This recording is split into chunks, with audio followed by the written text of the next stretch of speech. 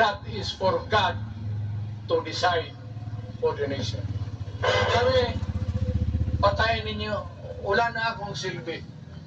Tapos na ako, naging presidente na ako, nakatikim na ako ng pag-upo ng silya dyan sa Malacanang.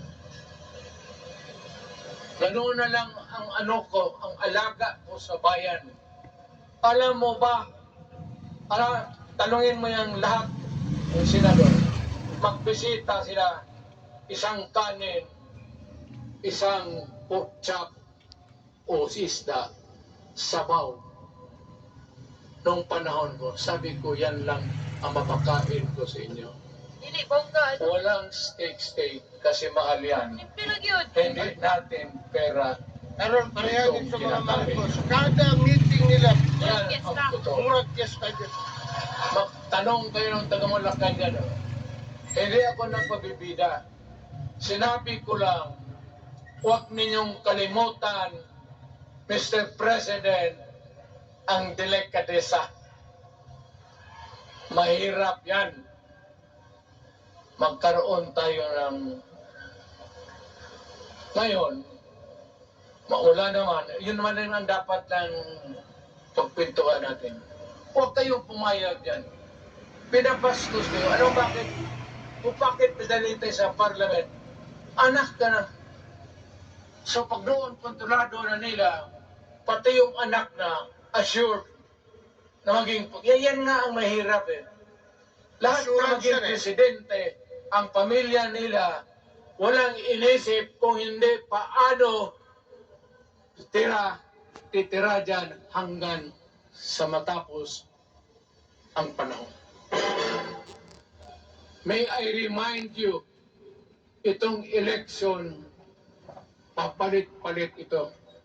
Para sa lahat, mayroong Ilocano, may Bicolano, may Bisaya. Dito, huwag yun ay Hindi mo pwedeng suluhin yan. The election is a cleansing process. Cleansing process. It does not,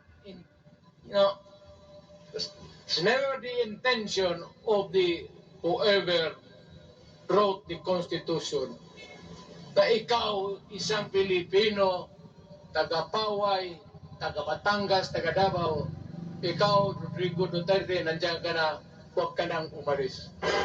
It was not the intention of the lawmakers. Demokrasya tayo, Mr. President. Huwag mong kalimutan na isang term ka lang pagkatapos bababa ka na.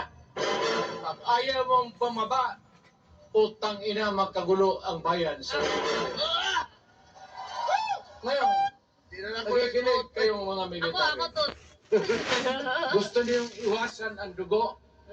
Kayo lang ang makapigil nito. Lah, military. Putang ina, pigilan mo yung kalukuhan na yan. Pagka hindi itong rally na ito, it will multiply all over the Philippines and there will be trouble. Lang ni sa Davao. Kami ako ang nauna kasi galit ako. Tumaan ako ng presidente.